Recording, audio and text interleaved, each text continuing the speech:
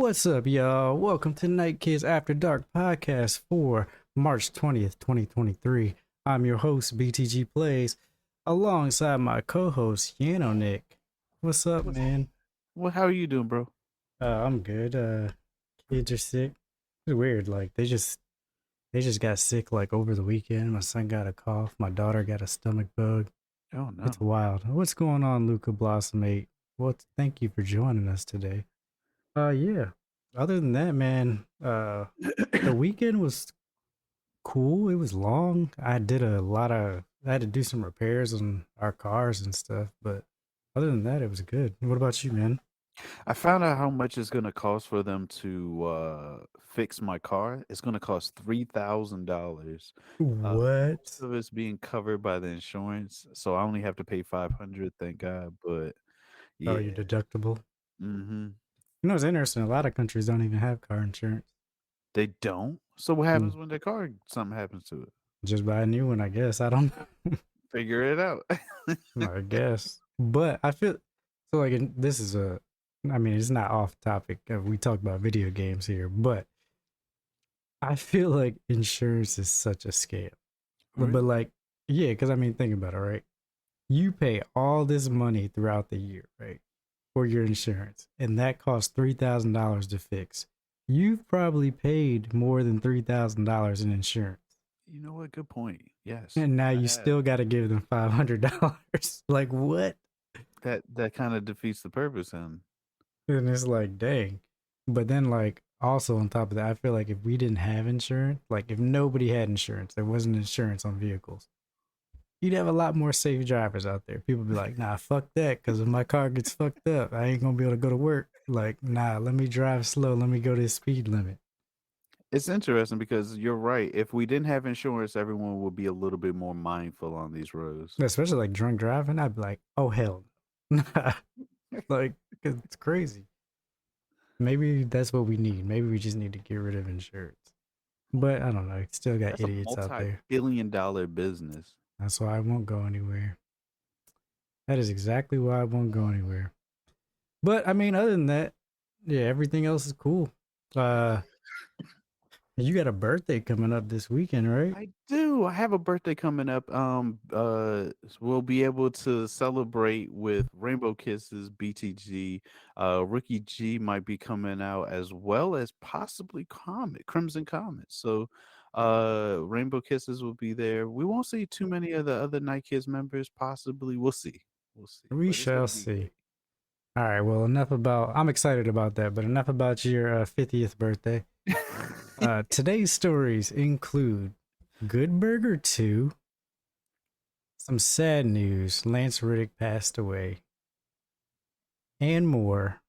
Because this is Night Kids After Dark podcast where gamers discuss gamers things every Monday and Thursday, 8:30 p.m. Eastern, right here on twitch.tv/Team Night Kids.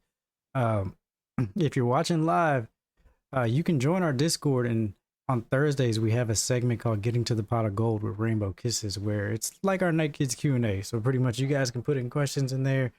We only do that live on Thursdays, and if you're there, we answer your questions. It gets kind of crazy, like some crazy questions are asked, but it's a fun time. Um, yeah, so you join our Discord, and you can add your questions in the Pot of Gold thread, and those questions will be asked on Thursday. If you don't want to watch live, you can always watch later on youtube.com/at Team Night Kids 682, or you can listen on podcast services by searching the four words Night Kids After Dark. And remember, if you like the show ad free, hit that sub button or your Amazon Prime. Don't waste it. If you got it, use it. Housekeeping. Nick is still working on his Katsukan interview video, which Editing is is fun. hard. Editing is hard work. It takes a lot, which is why sometimes these podcast videos come a couple days late on Spotify, because I'm like, man, like it is a lot of work. Uh, but that is for the Oh, I most do have good. one thing. So getting to the pot of gold, I noticed that we get a lot of viewer engagement. You guys get to ask us questions. And BTG, I wanted to get your thoughts. Do you feel as though any questions are off the table or not on the table? Okay, did I word that correctly? No, you got it right. Any questions off the table? Um, We talk about everything. Seems like no, yeah, I was going to say I don't really think anything's off the table. I mean, if you ask me something that's like racist, obviously that's off the table. Uh, try to stay away from religious stuff. Like, we don't want to offend. We have a good time. We don't want to offend anybody though. At the same time, but we definitely have a good time. But yeah, I don't think anything's off the table. howdy guys, what's going on What's up, Rainbow? right now? So what we're gonna do is, yeah, it's time for some news. So let's get to it. We got 6 news stories today, and we're gonna be starting with story number 1. If you want to take this one, Yano. Good Burger coming to you from comicbook.com. Good Burger 2 confirmed for 2023 by Keenan and Kel Thomas. Uh Paramount Plus is saying welcome back to Good Burger. On Friday during an appearance on The Tonight Show starring Jimmy Fallon, it was confirmed that the second Good Burger film is officially happening. Franchise star Keenan Thomas and Kel Mitchell will reprise their roles from the original 1997 film, which originated from the series of sketches on All That. Production is expected to begin in May, and the film will then premiere on Paramount Plus later this year. Dang. Professor Dexter said he thought Kel died years ago. He always trying to wish death on people. He thinks everybody's dead. Like, what in the world? What? Kel Is it is because not you didn't dead. see him? He just hasn't. I actually, he was on a Disney show again, where he was like some celebrity, and his son is actually not his son, but the actor who plays his son in the show is the star of the show. And he was working with Keenan on the new Right? All Who's That Keenan and who's episode. Kel? So Keenan is the guy who does home Lele Right, right. Okay, okay, yeah, yeah. and does And Keenan's been SNL. on set. Yeah, he's been on SNL this whole time. Yeah, that's right. And they both work on episodes for all of that. But I have not seen the new all of that, whether or not is any good. But I'm not a kid, so I don't know if they would hit the same for me, but I still want to check it out. Well, let's take a look at this from the Jimmy Fallon show. This is what confirmed that it was coming. If it goes into full screen or not. Okay. Twitter don't like me today. Keenan, what's up, bud? What's up, buddy? Ooh, big show He's not tonight, giving man. Big oh, there Good it is. Burger 2 announcement. What's that? I don't know. I'm waiting for him to come in right now. Yeah. Cal, what are you doing? It's supposed to be Keenan and Cal on the Tonight Show, not Keenan and Ed, right, Jimmy? But, Jimmy, what are you doing? Hey, you're Ed. Who am I? Jed? No. Dad? Son? Sick! Well, now that my kid's here, can you guys help me start the show? Sure. Welcome to Good Burger 2, home of the Good Burger 2. Can I take your order too? I can't wait. That's gonna be so good. He said, 2's after 1. Oh, man. Yeah, I think I am excited about that. What will Good Burger 2 be about? In Good Burger 2, Dexter Reed Thompson is down on his luck after. Oh, so they already have the plot out. That's cool. Is down on his luck after another one of his inventions fails. Ed welcomes Dex back to Good Burger with open arms and gives him his old job back. With a new crew working at Good Burger, Dex devises a plan to get back on his feet, but unfortunately puts the fate of Good Burger at risk once again. Dang. So that is the plot. It's gonna be on Paramount Plus. So I don't. This isn't going to theaters. No, So it's I don't think definitely that's a good call. yeah. So it's definitely gonna be worth a watch. Like I'm okay with that. Man. And Oh, so now he's running Good Burger? He wasn't running it before. so Luca Blossom as a European, I'm very confused. So I'll break it down for you. So there's a children's network, Nickelodeon, uh, and Good Burger. Well, the characters from Good Burger It's pretty much a restaurant, fast food restaurant. They were on a skit show called All That, but it became its own movie called Good Burger.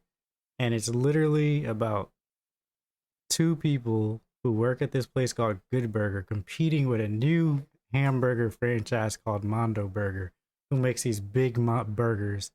And Ed, who is the goofy one who's like kind of slow, he makes this special sauce which makes Good Burger like the talk of the town. So it's just a fun time, funny movie. Like it's that's all it is. It's just a comedy. It's a There's good comedy. yeah, it's a good comedy. Stupid humor. Oh But man, but other than that, yeah, I mean I am excited about it. It brings back some 90s vibes. I'm excited to see them back in play.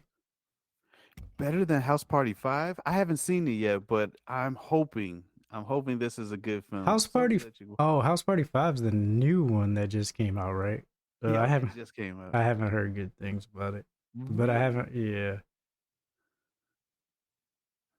I'm Never heard of Good Burger. Check it out. You just want to watch a stupid movie? Google it. I mean, Try to go find to Good YouTube. Burger. Yeah, Yeah. you'll see some cool clips. All right. So, I mean, anything on that before we move on to the next one? The only thing I wanted to say on the Good Burger point is that I'm wondering if it's going to be for like who's this target audience, because obviously we all know 30, 40 and up, even 20s, we're going to know this show, but I'm wondering if we take our kids, are the kids are going to just enjoy it as a film, or are they going to? To be honest, I think this movie is specifically targeting kids who grew up in the 90s and know what Good Burger is. I don't think they're trying to start any new franchise or anything off of it. I think they're just doing it just to do it. So Hopefully. hopefully it'll just be a whole bunch of nostalgia and having fun, and then a bunch of us old heads running around talking about welcome to Good Burger, home of the Good Burger. Can I take your order? That's so good. So, and now they're gonna bring, because Ed loves orange soda. He's gonna be like, "Who loves orange soda?" Wait, wait. So we're blending shows here. Oh wait, that was a different show. That was Right. no, that was the Keenan and Kel show. They could mix them up. They could mash them together. Yeah, I hope they do mix it. That was such a good show. What?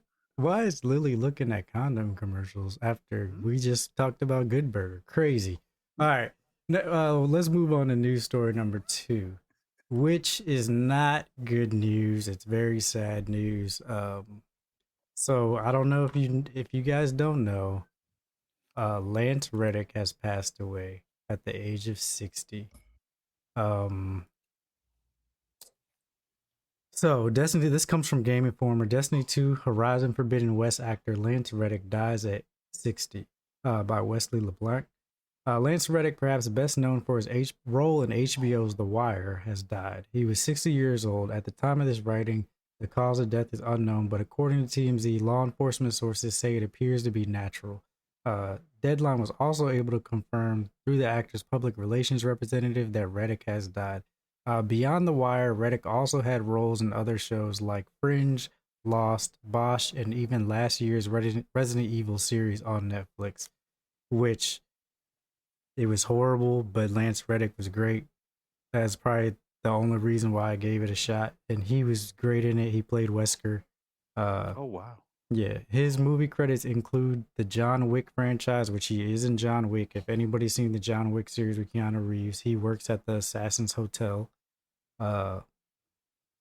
He was promoting the latest John Wick 4, which hits theaters soon, just this week. Godzilla vs. Kong and more. On the video game side of things, you might recognize him as the voice actor behind Destiny 2 Zavala. He also provided his voice and likeness to Cylind in PlayStation's Horizon series and Martin Hatch in Remedy's Quantum Break. Below are statements from Destiny 2 developer Bungie, Horizon Forbidden West developer Guerrilla, and Reddick's wife, Stephanie Reddick. Lance was taken from us far too soon. Thank you for all your overwhelming love, support, and beautiful stories shared on these platforms over the last day. I see your messages and can't begin to express how grateful I am to have them, and to thousands of Destiny players who played. A special tribute to Lance. Thank you. Lance loved you as much as he loved the game. Donations may be made to momcares.org in Baltimore, his hometown, and he's from Baltimore. Oh wow, So he's local. he's local to us. I did not even know this until after hearing this story, but it definitely sucks for all the Destiny fans. Y'all know who he was. He was Zavala. He was the Titan. He was one of the bosses, one of the big, helped us save the universe, or Wow. is still helping us save the universe. But yeah, he's passed away at 60. 60 so young, to be honest, like these days. Uh, but even with that, of course, Destiny players did something for him. Destiny, this comes from Kotaku, Levi Winslow. Destiny players paid tribute to Lance Reddick, their fallen commander. Eyes up, Guardians, which is what Lance used to say in the game all the time. So it says, eyes up, Guardians, we're fucking crying over here. Lance Reddick, the actor who's been lending his voice to games ranging from the Horizon series to Quantum Break, passed away Friday. He was 60 years old. We know all this. He was in John Wick The Wire. Destiny players know him best as commander of the last city, the Awoken Guardians of Allah. Now, folks who've heard the news of Reddick's death are flocking to his in-game character to honor him as their forever commander and wholesome display of gamer solidarity. Zavala is a mainstay in the Destiny universe, one of the first characters you meet after waking up in the original game and blasting your way through an alien-infested planet. Zavala could be found in the tower's war room alongside Cage 6 and Ikora Ray. A kind of stoic blank slate in the beginning, he would primarily sling a variety of Titan armor in silence. However, he's been given a lot of emotional backstory in the years since, with the character evolving in significant ways. He's more talkative when you see him in the tower now, standing alone and looking out at the traveler, pontificating on the state of the world and his role in it. Reddick's dulcet tones. In last year's Witch Queen expansion, he grappled with his faith as cosmic forces challenged it, which gave Reddick even more room to flex in Zavala's character and personality. Subsequent seasons revealed a familiar tragedy from his past that still haunted him. Infamous lines memed into oblivion like, we've stepped into a war with the Cabal on Mars. Also gave way to intimate personal tales of grief and struggle. So with the news that Reddick has suddenly passed away due to what police are saying is natural causes, many Guardians are now paying their respects to the beloved Titan commander, heading to the tower to pay tribute to him as best they can. Games journalist Sanaya Ahmed shared a picture of gatherers at the tower, writing that some players were giving each other emote hugs. Yeah, so this is Zavala. He's in the tower all the time. So now everybody's hanging out by him. And pretty much, yeah, it's a sad day. Sad day for Destiny. They're all huddled around Zavala. Dang. But yeah. Here's his voice. Oh. Hey, yo. It's Zavala here, coming at you, doing another Destiny session. It's wild. It's wild. Eyes up. Oh, what the heck? Guardians. Eyes up. Yeah. Huge loss. Huge loss to the gaming community, movies, films. It's just a big loss. He's done a lot of voice acting work, like tons of work. I had no idea that he did such cartoons and anime. What cartoons did he do? Because yeah, he did do a lot of cartoons. I'll pull him back up.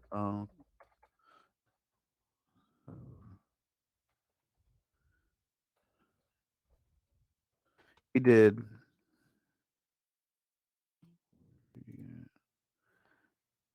Oh, apologize. I had it up. Oh, he was in Percy Jackson, Blacklist, Oz. He was in Oz. Yeah, he was in the Castlevania Oh yeah, anime series. Rick and Morty. He was the CIA or military person. I forgot his name. He was in the new DuckTales.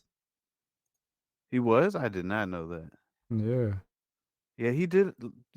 He was in what's it called? Well, we knew he was in Monster Party. I'm not unfamiliar with what that is. Monster Party. I wish I wouldn't get all these ads. You need an ad blocker. He was in Batman Unburied. Oh, that podcast series, and he did Thomas Wayne's voice for that. Really? That's cool. Yeah. Yeah, dude.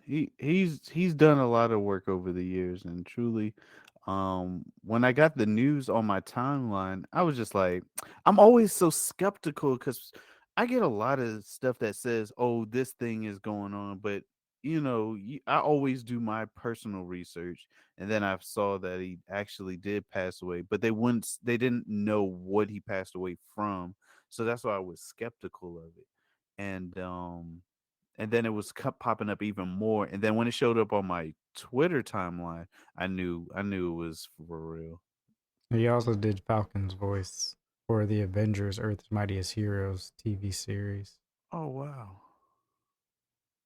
Did a lot, man. Just taken too soon.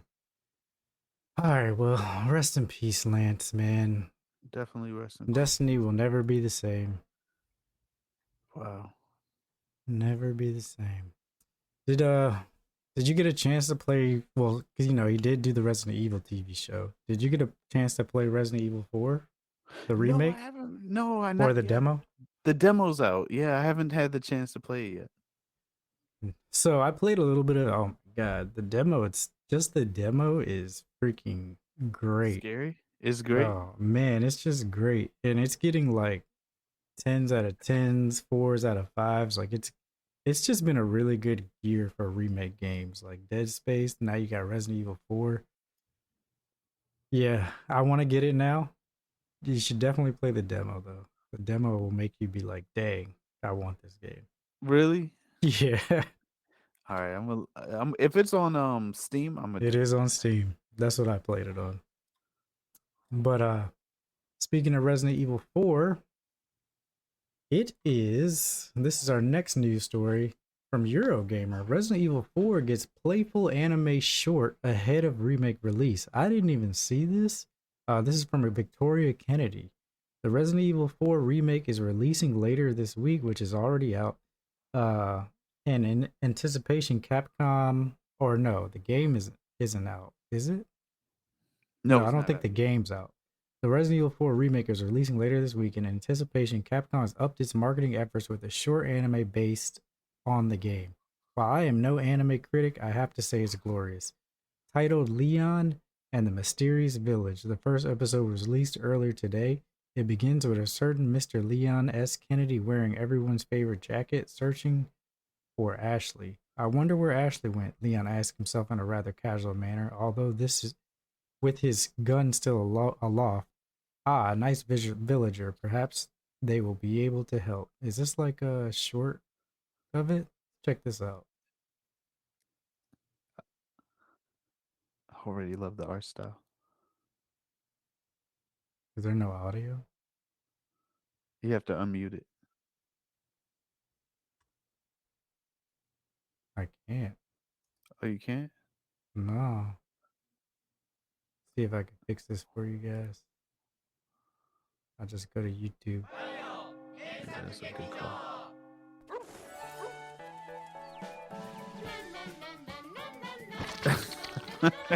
Yo.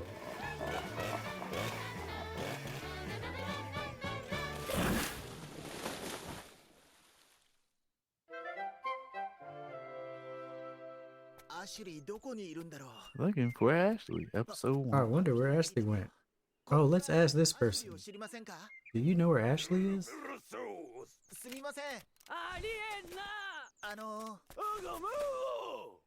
Well, all the villagers look crazy. Why? Oh. You are dead. Yo, why did they do that? Wait, that's how it ends? Was that the what? Why did he die like that? Oh my god, that is crazy. If you haven't played the original Resident Evil 4, or even just his chainsaw demo, you will be well aware these villagers are not here to help. Oh no, sir, they are here to slice and dice until that bell tolls, and slice they do. This anime short ends with a swift blow to Leon's head and an amusing "you are dead" screen. I'm not going to tell you why it is amusing. I want you to see for yourselves with no spoilers because, well, it is quite something. And if you are, for our audio listeners, you should go check it out because the way he dies is pretty hilarious. And it's only a minute, so you got time. Eurogamer recently awarded Resident Evil 4 Remake a recommended badge, stating it's about as good as remakes get. Resident Evil 4 Remake displays a confidence in both the original game's strength and its own innovations to deliver something that feels at once intimately familiar to old fans and excitingly fresh for newcomers. If you're looking for something to do ahead of Resi 4's remake release, which is this Friday, March 24th, for PS5, Xbox Series XS, PS4, and PC via Steam, you can give the game's demo a whirl now, as well as the prequel like ARG, Baby Eagle is Missing. So yeah, if you guys haven't tried the demo yet, try it out. If you've never played Resident Evil 4 before, you should try it out. I mean, it's one of the best. So Resident Evil did something where they kind of revolutionized third-person game or third-person point of view games, and they did it great. And I am excited playing the demo. I'm excited to actually play the whole game and see how much of the new stuff they've brought into the remake. And see how it compares, because Resident Evil 4 is definitely, for most people, if you ask them what's your favorite Resident Evil 4, if you've played them all, you're usually like, yeah, 4 is the best. Yeah, 4 was the best one.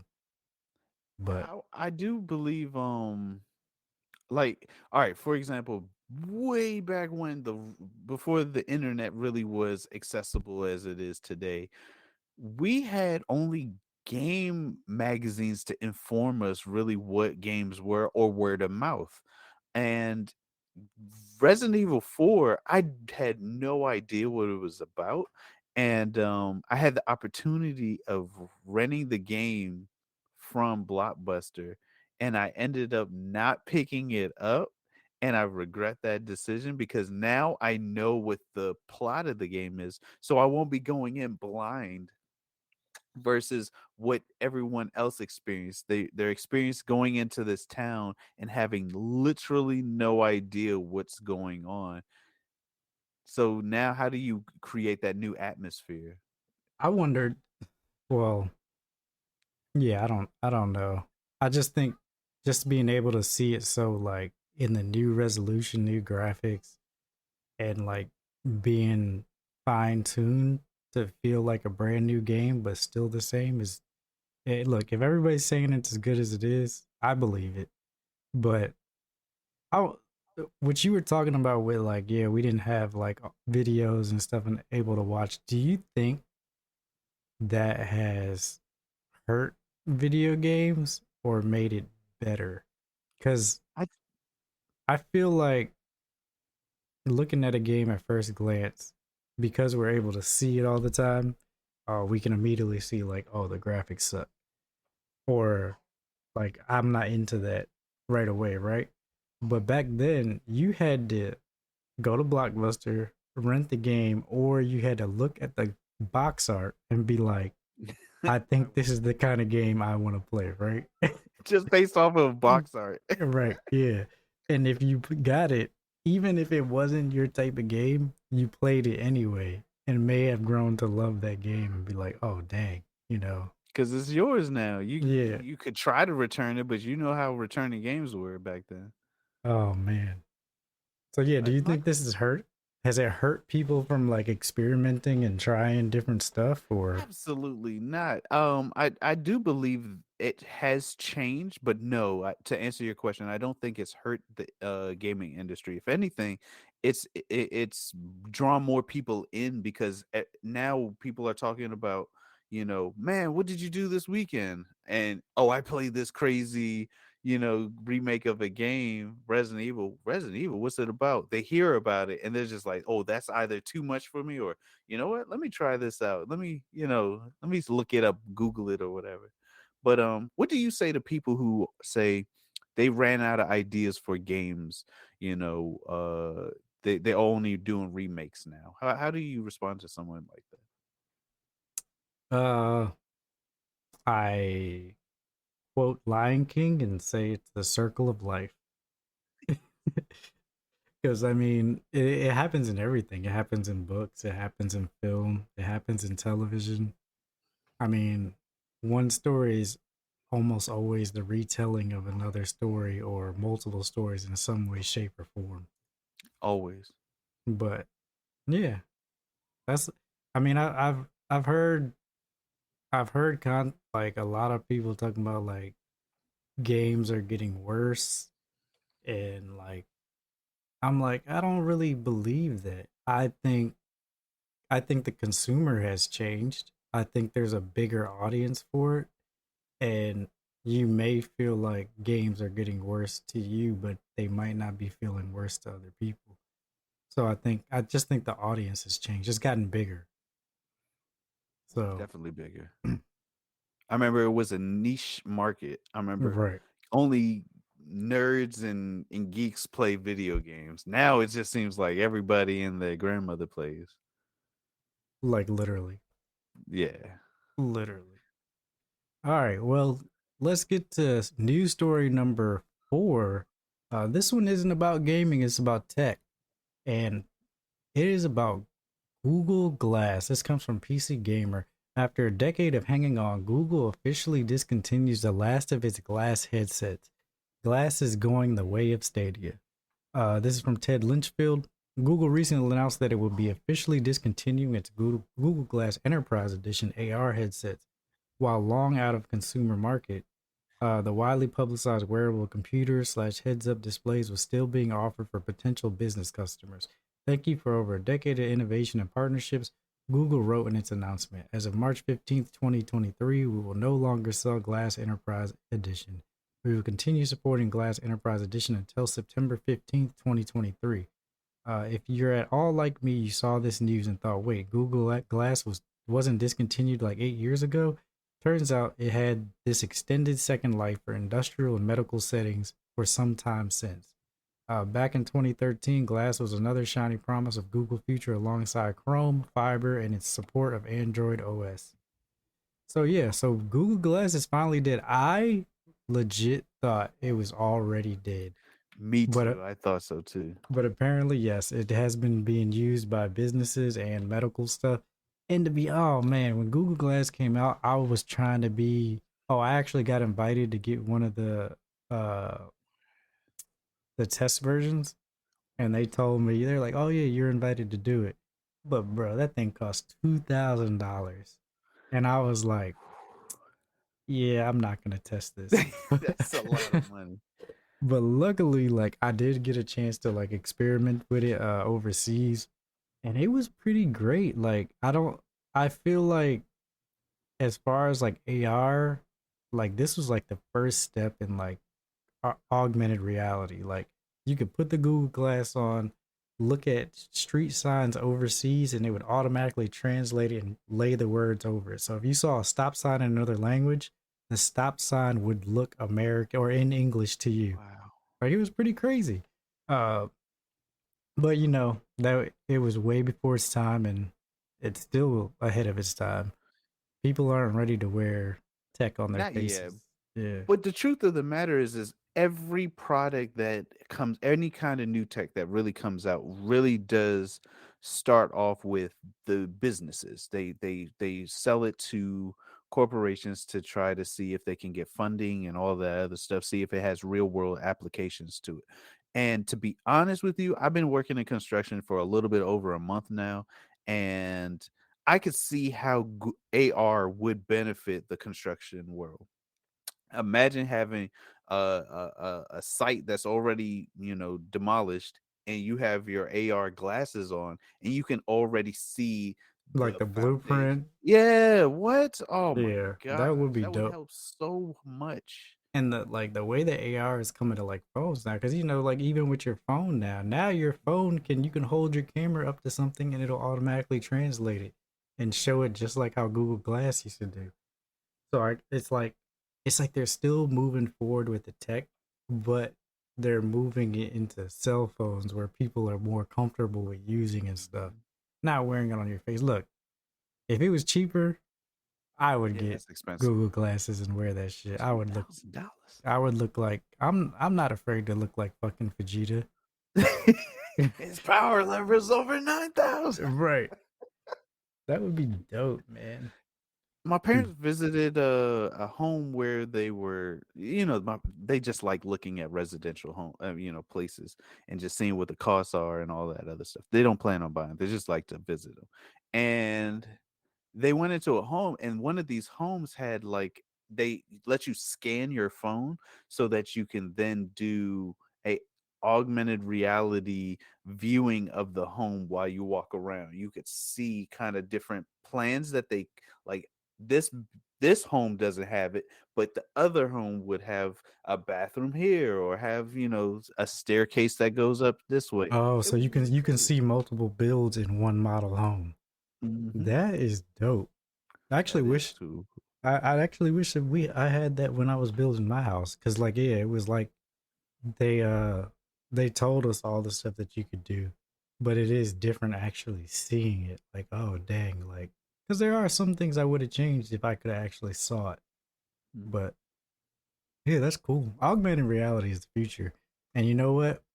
When stuff like this fails, you know who picks up the slack and makes it better, or in my opinion, end up making it better? Apple does. Ooh. So when they're not even making a VR headset, they're making an AR headset. So they're Really? focusing on augmented reality. So we'll They see see. something there. Yeah. So we'll see what they do.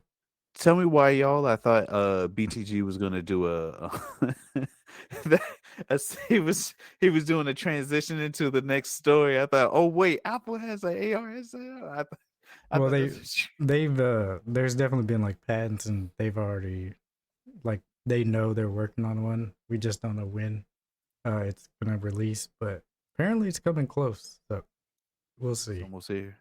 But that is not our next news story. News story number 5. We're still in tech, but back to video games.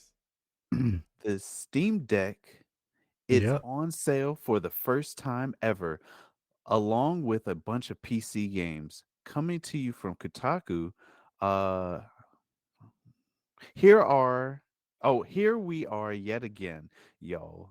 Steam is running the annual spring sale from today until March 23rd. And not only are there some great deals, you can snag on much must play games, which I'll tell you about in a moment. But there's also a 10% discount on the Steam Deck, which you may not want to miss out on. Steam Deck sales are such an epic moment of the PC gaming lifestyle that we have literal memes based on how little we can resist cracking open a digital wallet. With sales sometimes hitting upwards of 90% off, you lose money by not buying it at that point. I know, I agree. It's a great time to catch up on titles you may have been sleeping on, or the perfect opportunity to complete a franchise or two you may have been exploring. This year, to celebrate the 1 year anniversary, the Steam Deck is getting a 10% discount during the sale. So you can not only grab a bunch of games to play, but you can also maybe get your hands on one of the coolest sets of gaming hardware currently available. Celebrate the Steam Deck's birthday with 10% off. Okay, here we go. So they have a Steam Deck that is 64 gigabytes model with case. That's $359, down from $400. So you're getting a deal here. Do you want a Steam Deck? I do actually. Remember we all tried to the Game We Awards. all tried to win it at the Game Awards, and none of us won. Oh no! We thought Yeah, it was bots winning. I know. Yeah, I do want it. So 64 gig models, what, 359 marked down from 399. 256 is 476, down from 529, and the 512 gig model is 584, marked down from 649. Oh, and then they got, oh dang, they got a bunch of the games that are on sale. Are these only on sale on the Steam Deck, or No, are they? No, so they're on see, sale in general. All right, guys. So here's the games that are on sale, and I'm gonna tell you get the ones that I definitely recommend you should pick up. Disco Elysium, 100%. Pick that game up. Disco Elysium, the Final Cut is $9.99. That's 75% off. Elder Scrolls, if you like Elder Scrolls. Dang, what else is on here? RPGs. Oh, yeah, these are all RPGs. So, Nino Kuni Wrath of the White Witch remastered, $9.99. Undertale. That's a classic game. that's a I good love one. Undertale For $2.99. for $2.99. The Witcher 2, Assassins of Kings Enhanced Edition is $2.99. 85% off. Oh, RPGs between 10 and 20. Oh, Horizon Zero Dawn, $16. If you want all the Final Fantasies, this is a good time to Ooh. pick them up. They have Octopath Traveler, the first game, 50% off, sitting at Oh, $29.99. Octopath Traveler is a must-have for sure. Tiny Tina Wonderlands is also $29.99. I wanted to get that. I've heard good things, but I'm over my Borderlands phase. Uh, Uh, the loot kind of games. yeah, Final Fantasy 7 Remake Intergrade, $40. If you haven't gotten it yet, that's a good time to get it.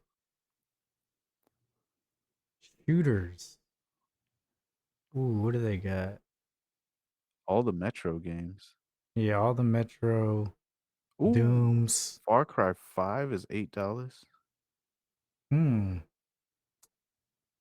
Dishonored $2.49.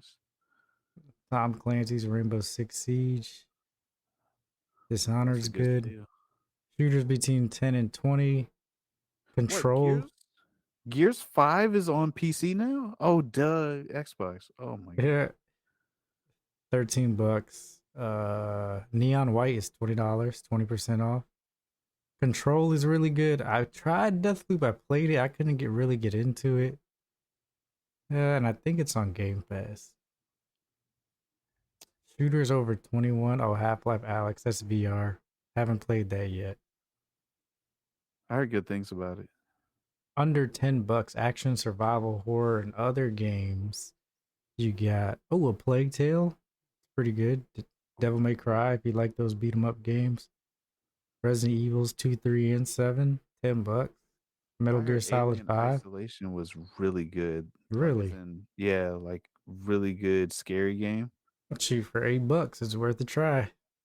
Kind of wanted it myself, you know. And Days Gone is $16 for sure. That's a good one. Grand Theft Auto 5, $15 if you want Grand Theft Auto again.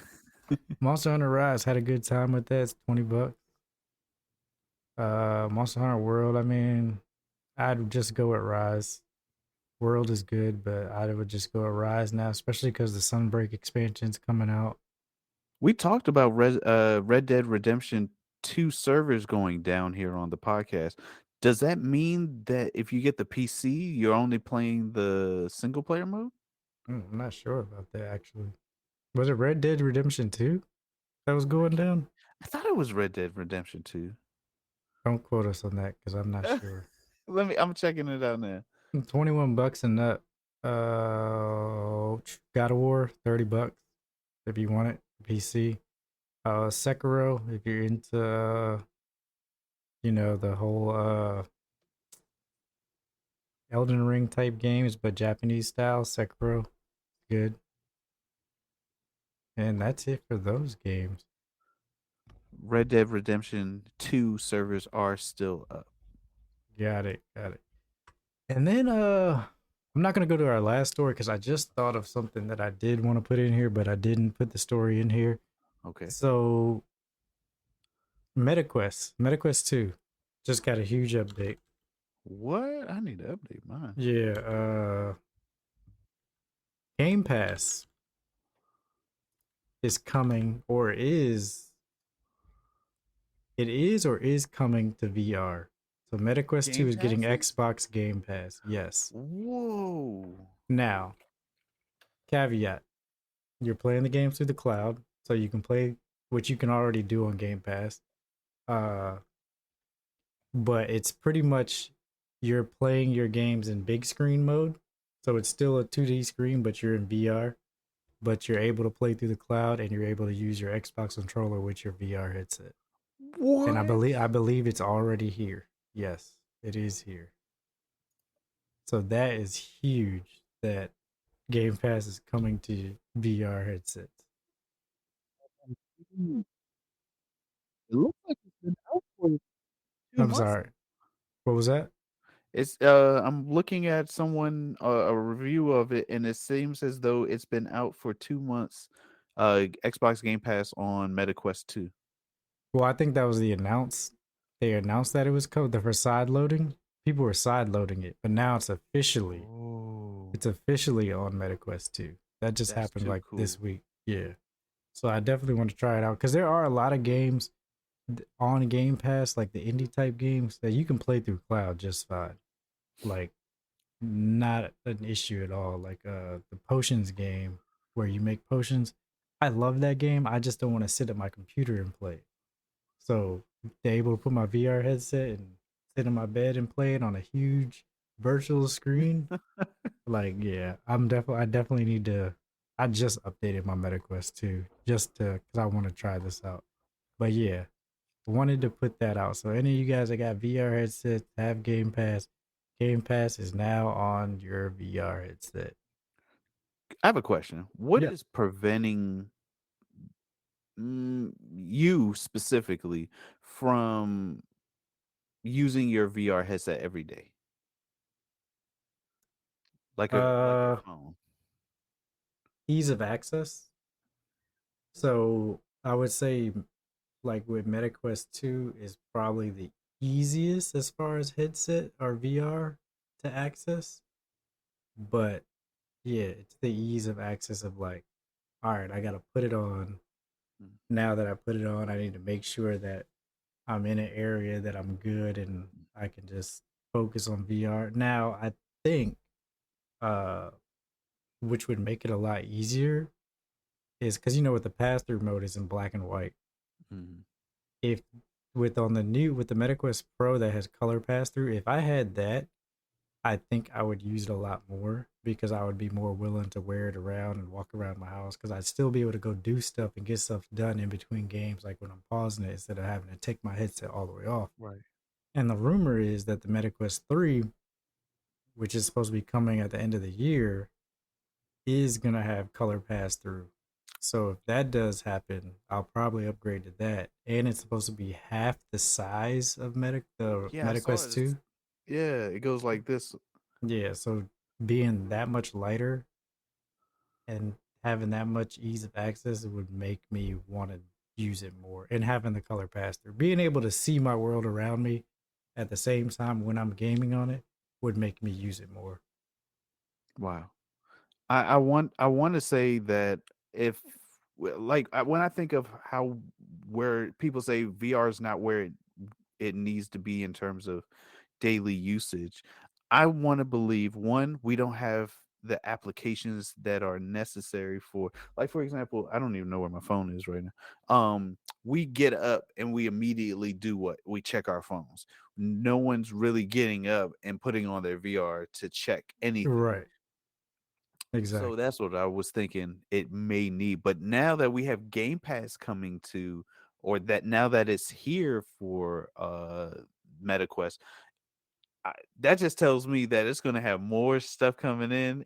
People are going to be gaming more in their VR headsets, especially now that they have access to more titles.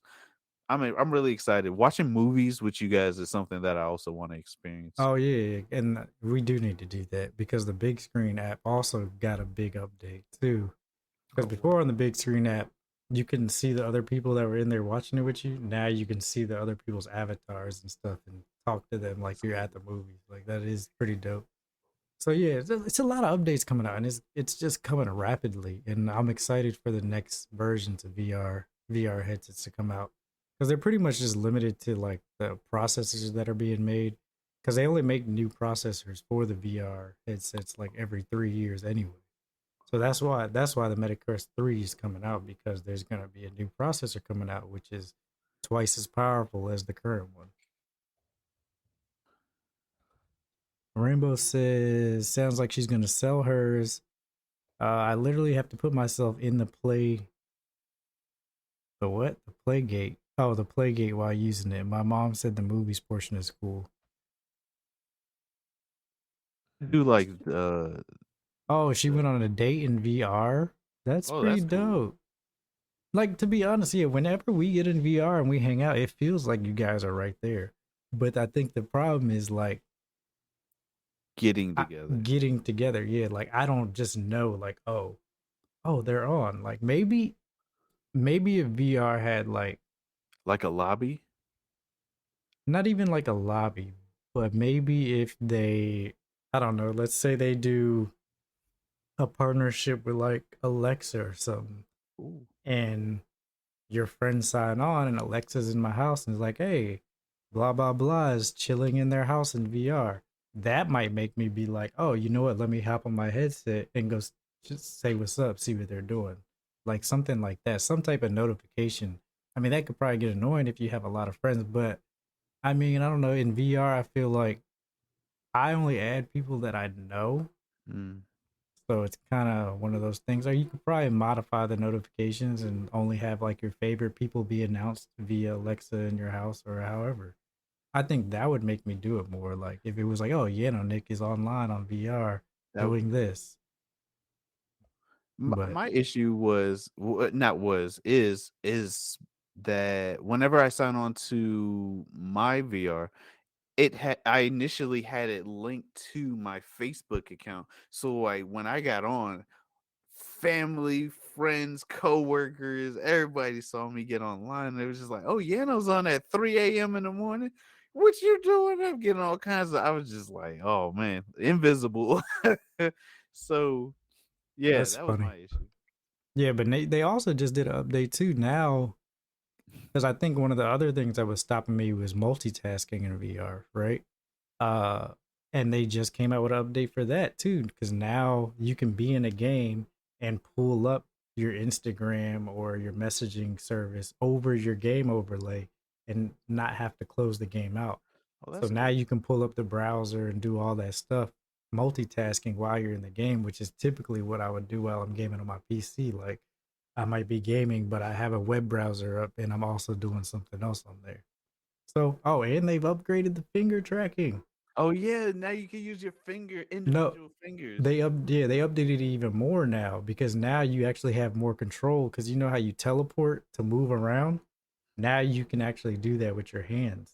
Oh, And that's they just came out with a new software for you to test out the new features of the hand tracking, which is super dope. So now that would be another thing that would help me like be in VR more if I didn't have to use a controller. Like Mhm. just using my hands would be great. But yeah, Could you imagine not even needing a controller anymore, but you could play games? no, that would be crazy. That would be wild. You just be like, You would look like you're having a seizure, man. Future's right around the corner, brother. I've been integrated. Oh man. All right, let's get to our last story. So our last story, story number 6. Wait, Rainbow said it didn't work for me. Maybe one of y'all can look at mine on Saturday. What, the finger tracking? I'll definitely look at it for you. The finger tracking is dope. You got to turn it on. It's in like the beta test stuff. It's in your settings.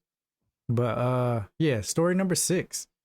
So story number 6 is from Comic Book Gaming by Logan Moore. Nintendo rumor claims open world Donkey Kong game is in development. A new Nintendo rumor has claimed that an open world Donkey Kong game is in the works and could launch on an eventual successor to the Switch. For a prolonged period of time, various rumors and reports have continued to state that a new Donkey Kong game of some sort would be released by Nintendo soon. While these rumors have always been somewhat spotty, previous assertions have suggested that the Donkey Kong title was being developed by the same team at Nintendo behind Super Mario Odyssey. Fortunately, it sounds like many of these previous rumors may have been quite legitimate. Based on new information from Nintendo Prime and the latest episode of Nintendo Prime Podcast, Nintendo has had a new 3D Donkey Kong game in development for quite some time. This project is said to have strangely been helmed by Activision studio Vicarious Visions, which also works on Destiny. They did work on Destiny, before eventually moving in-house to be worked on at Nintendo around 2017 and 2018. Since that time, Nintendo is said to have been toiling away on the game at the same studio that developed Super Mario Odyssey. That being said, many of these team members that are making the game are said to have spun off from the Mario group to develop the title. When it comes to specifics of this Donkey Kong game itself, the project was said to have been titled Donkey Kong Freedom at one point, but it's not known if this was ever an official name. Beyond this, the game supposedly takes place in the open world and would allow Donkey Kong to slide on trees to get around, similar to Tarzan. Longtime Nintendo designer and director Shigeru Miyamoto is also claimed to have been heavily involved with the new Donkey Kong game. Nintendo Prime went on to say that the project is absolutely still in development, and added that it could be a launch game for Nintendo's next console. So, Do you feel like these rumors are true, because they're not leaks, but they're rumors? yeah. You know, take every rumor with a grain of salt. But I do think this is something in development for sure. Do I think it will come out? Who knows? Maybe Right. on the next gen. But I mean, that's what the rumor says. But when is the next gen Nintendo console? Remember, we talked about this. We did say Nintendo comes out with a new system anywhere between 5 to 6, 7 years, and we are in that time frame next year. So something may be announced between this time and the end of next year. So my thing is, if they are developing it right, and they're developing it for the next Nintendo console, I do not believe that Nintendo is going to come out with another console until they can find a way for everything on Nintendo Switch to come with it. Ooh, If Nintendo Switch cannot, if it's not completely backwards compatible, like this would have to be like a Nintendo Switch Pro type of situation where, or you know how they came out with the little expansion pack for the 64. Oh yeah. It would have to be like one of those situations where you would only be able to play some games on the new console, but still they would still come out with regular Switch games as well. And I don't know. I don't know how I feel about shoot. Was Donkey Kong one of the games that you needed to have an expansion pack to play? I think so. For the N64, I do believe you did need the expansion pack to do the multiplayer aspect of it. I could be wrong. What N64 games required expansion pack?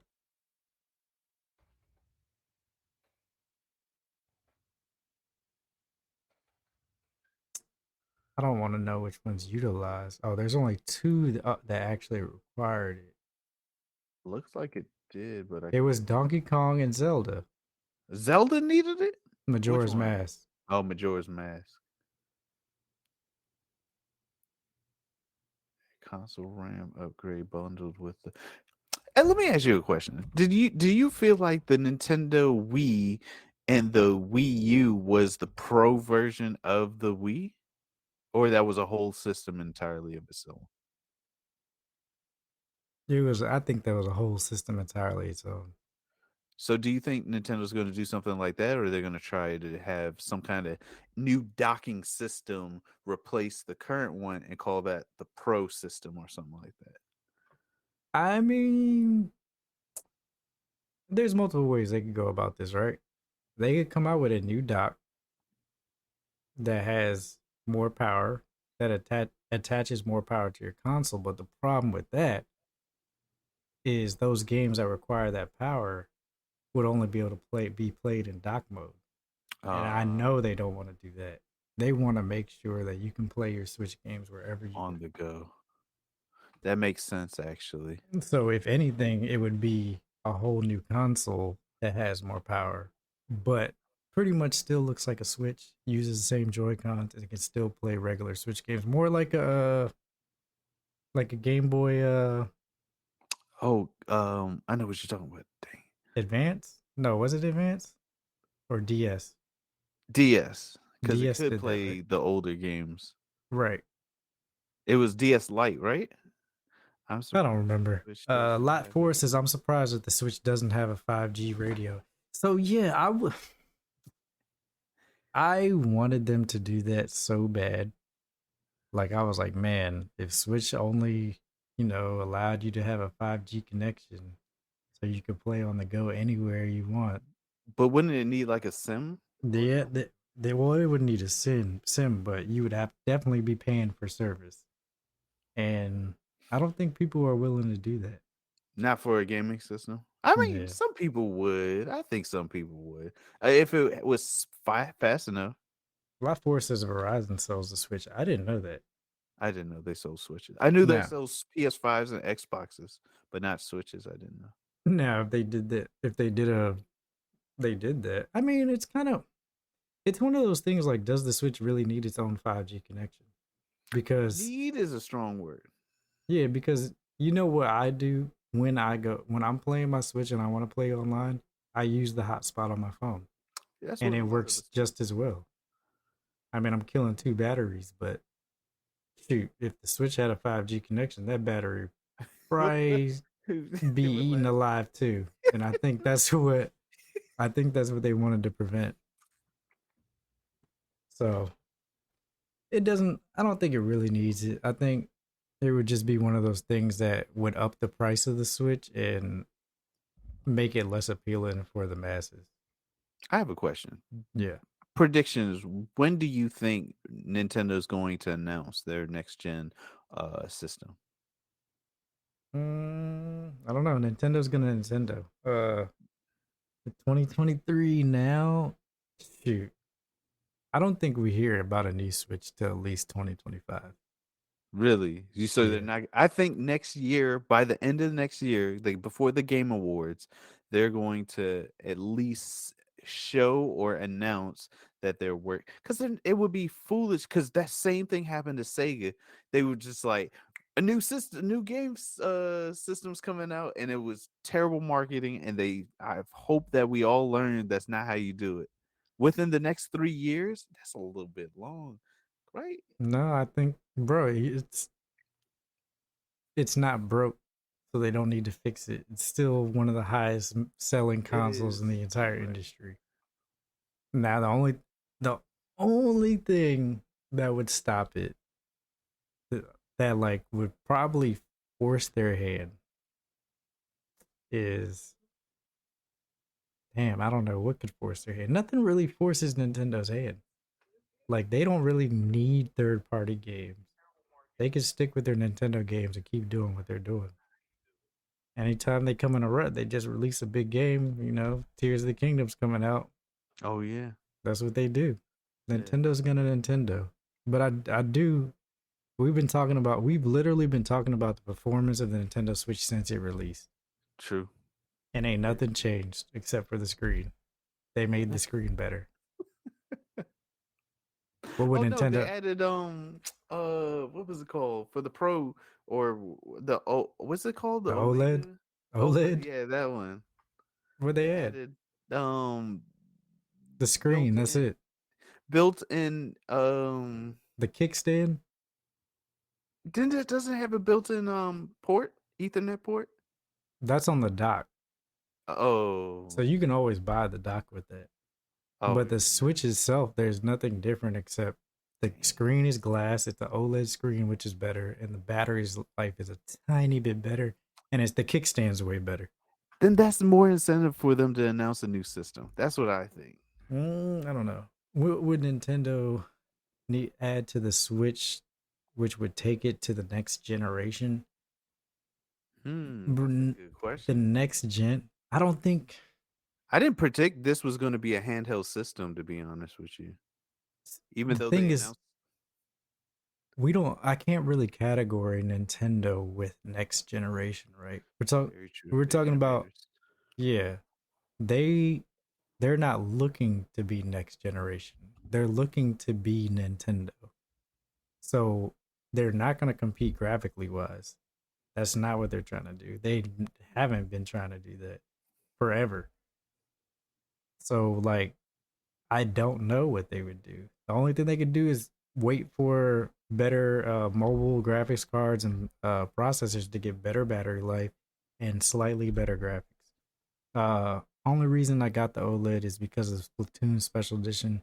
They play in games. Only reason I got the OLED is because the screen looks way better and it's bigger, and that kickstand's way better. I don't even use it though. Like that's what I'm saying. I don't use it. I never use the kickstand. Maybe like once in a blue moon. Man is What white. what about the battery life? The battery life is better on It's slightly better. it. Slightly better. It's It's not. slightly better. Yeah, it's nothing crazy. Like you probably get like an extra 30 minutes. Is that it in your hands? Yeah. So the screen just looks better. It just looks It does better. look bigger though. God, The screen is it's bigger, massive. Wow. and you I do see want one, but who's online. everybody. Oh man, I have, I have to say, Nintendo really could do some really cool stuff. And now that we know, is it Miyamoto?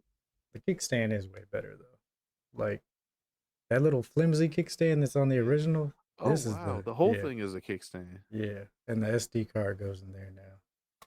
But it's way Wow, better, way more sturdy, and the screen just looks way it does better. look better. That looks really good, Focus, actually. focus.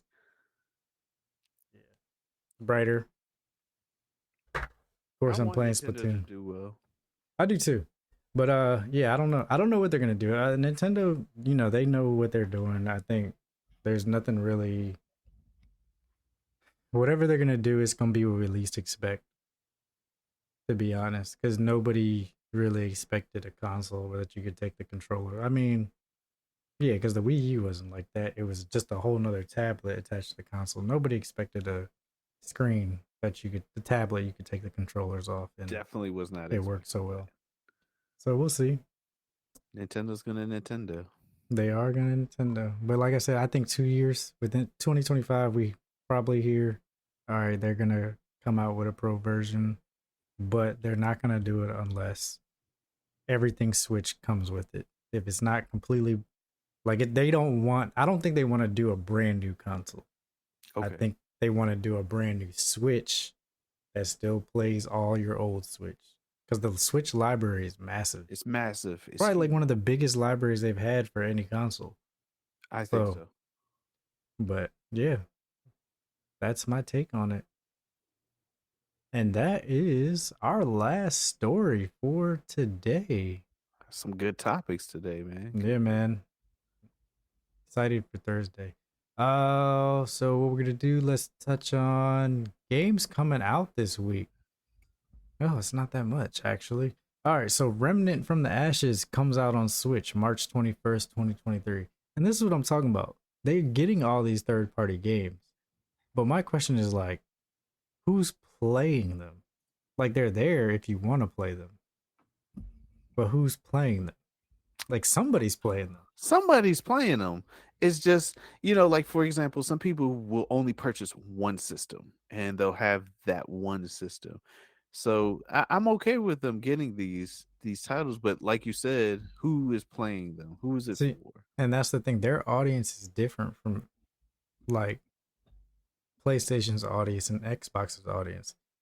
Nintendo's audience, they don't care about AAA graphics. They care about how good the game is. And they're willing to deal with lower scaled graphics. So that comes out. Remnant from the Ashes comes out March 21st on the Switch. Tachia comes out on PlayStation 5, PlayStation 4, and PC. You know that game? Yeah, we talked about it. That's the game What? where the lady she glides and Oh she yeah. That game looks really pretty. yeah. That comes out on the 21st. Have a Nice Death. Ooh, see, Switch and PC. Mm-hmm. March 22nd. Have a Nice Death is one of those games that I want, and that's what this Nintendo Switch does the best. These indie games that come out, they're perfect to play on the Switch. And it's all Great. the game's got a 9 out of 10. Wow.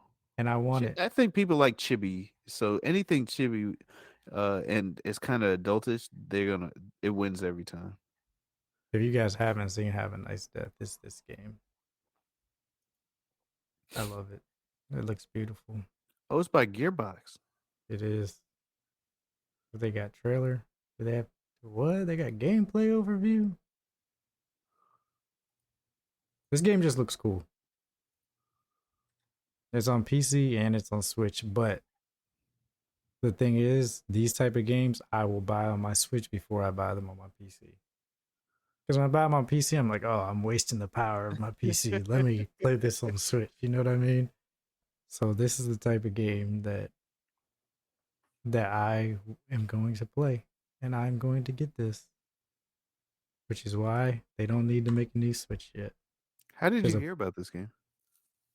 They showed it. I think they showed it at the Game Awards, and it was purely just off the artwork and the style of the game that I was like, I want it. Atelier Ryza 3 Alchemist of the End and the Secret Key comes out on PlayStation 5, 4, and Switch on March 23rd. No idea what that is. Let me see. What is it? Altair Riser 3? Oh, let me see. Let me look at the Switch version since we're talking Switch. I like the art style. I mean, I say that every time, but this art style, I definitely like. It reminds me of Sword Art Online, the art style. Wait. Oh, yeah. It's an RPG? Yeah. It's an RPG? See, they do RPGs well, too. Is it 2D, 3D RPG? Yes, that's exactly what this looks like. Cell shaded or shell shaded? I don't know what it is. 3D. 2D, 3D. Yo, it is like cell shaded 3D. But this looks cool, too. It does. Like, when you're playing games like this, you're not looking for, like, man, I need AAA as real as possible graphics. This looks beautiful. I would play this. Yep, looks like something I'm gonna play too, to be honest. But that comes out. When does it come out? Tomorrow? Oh, the 23rd. And then you got Storyteller on Switch and PC. Don't know what that is. That comes out on the 23rd. And then Resident Evil 4 Remake comes out on PlayStation 5, Xbox Series XS, PlayStation 4, and PC on March 24th. So we already know that's going to be a banger. Yeah, it is. Man, that's going to be a great title right there. Everyone's going to be playing that one. Yep. Let's see. Thursday. Next episode's host will be Thursday. I think it's just gonna be me, you, maybe Dax and Lily, because Cynderelle is not gonna be there and Rainbow's not gonna be there. Oh, okay, so it's gonna be Dax, Lily, BTG, and myself. Yeah. So I think Okay. that's what's gonna be. And with that, if you want more content from the Night Kids, where can they find you, Yano? You guys can find me, Yanonick, over at twitch.tv/Yanonick. And for updates, you can follow me over at Twitter at NK_Yanonick. BTG, where can we find you, bro? You can find me here on Twitch on the Team Nike's channel on Twitch, Black and Tie Guy Plays, Instagram also Black and Tie Guy Plays, and on Twitter NK_BTG Plays. And according to Rainbowkisses, Cynderelle will be there Thursday. Oh, cool. So if we're gonna do the pot of gold, most likely she will be taking over and asking us questions. Awesome. All right.